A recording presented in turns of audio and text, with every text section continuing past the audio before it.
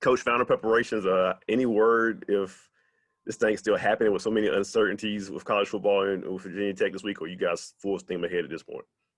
Full steam ahead.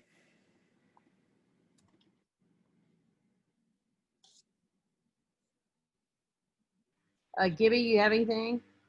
Yeah, Coach, Lane Stadium's supposed to be an awesome place to watch a football game, but for it not to be rocking on Saturday, is that an advantage for you guys a little bit? And what will it be like in your estimation to see that place not like it normally is? You know, I've been there one other game, and there was lightning in pregame, and so it was empty when we came into the stadium that day. So I've never been there for what everybody talks about. So I'm probably the wrong person to ask on that question. But is it an advantage, not having all the just, I guess, in any arena or stadium that's supposed to be a place that really supports their team? Will it be an advantage for you guys on Saturday? I don't know if it's an advantage. I mean, I think obviously not having to deal with crowd noise for an offense is something that helps you.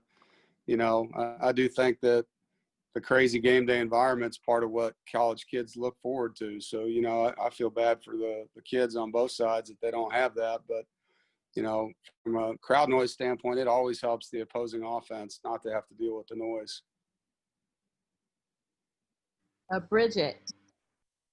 Hey, Coach. Obviously, Boo released that a lot of the coaches are going to be cutting their salaries to help out because of the loss of revenue from COVID-19.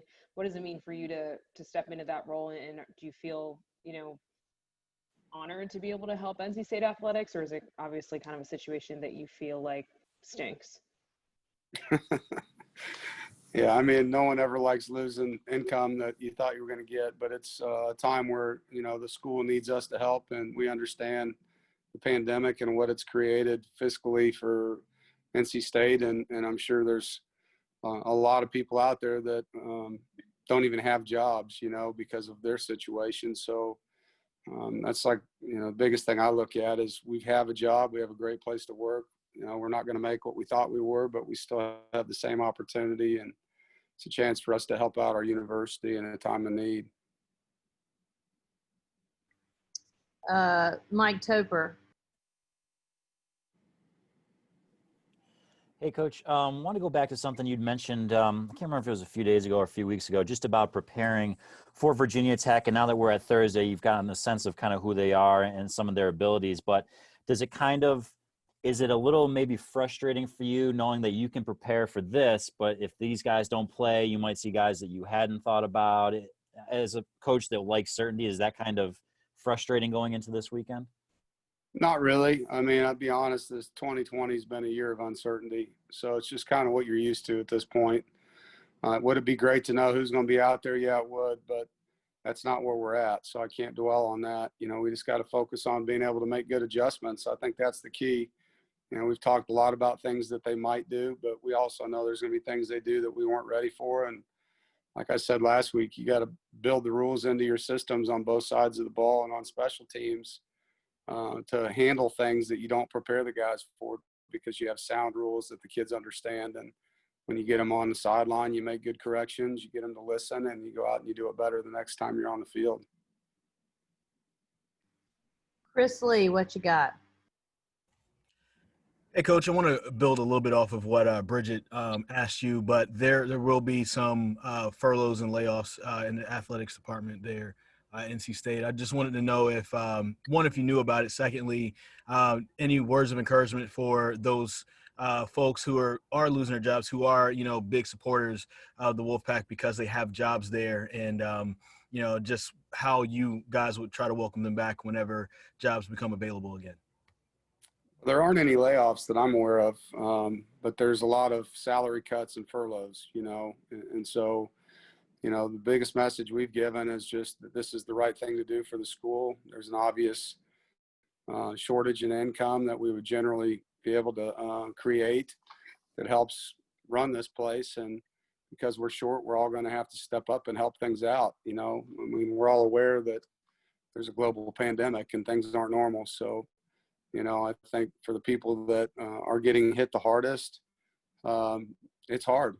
It's really hard. And I think we're all just trying to do the best we can right now to encourage each other and get through this thing and hope that things get better, once we get through this fiscal year. Andrew Schnicker. Obviously, Drake Thomas and a lot of the other linebackers had a really good game against Wake Forest. How much of an added importance does that position group take on when you're going against a team like Virginia Tech that thrives on not only running the ball, but having extra options to do so with some mobile quarterbacks?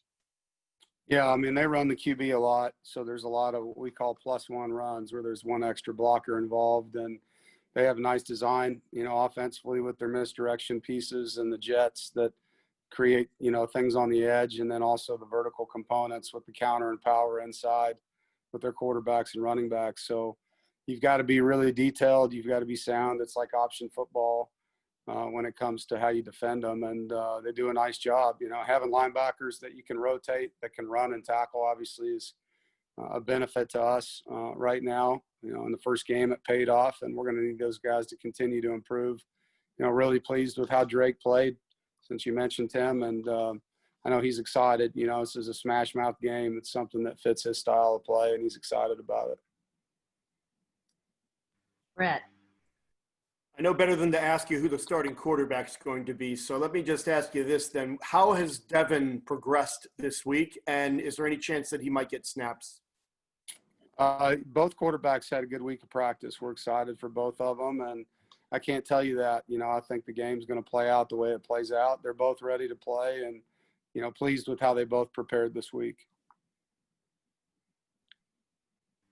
Gibby, you got something else?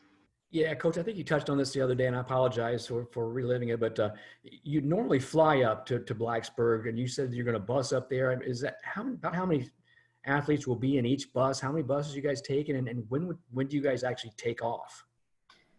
We leave tomorrow around 1 o'clock.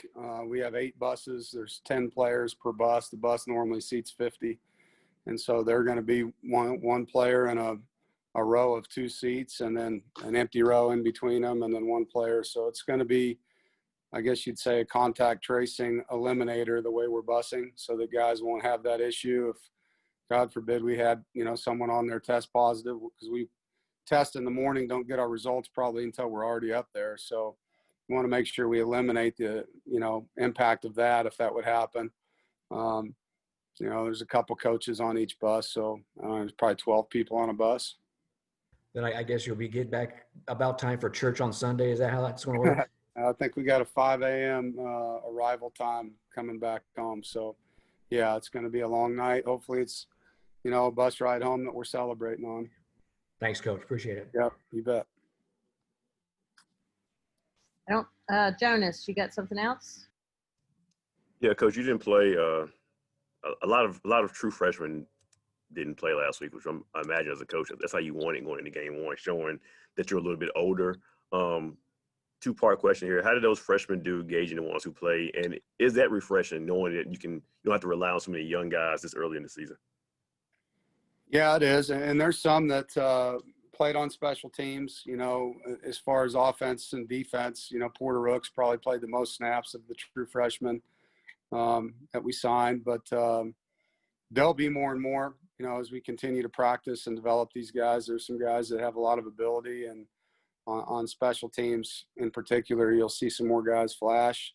I do like getting those guys reps. I think it helps them, and especially if all of a sudden they have to play in a full-time role, to have gotten some reps in a game, whether it's rotating in a position for a couple snaps or getting in on special teams. I do think it helps their confidence as the season moves forward.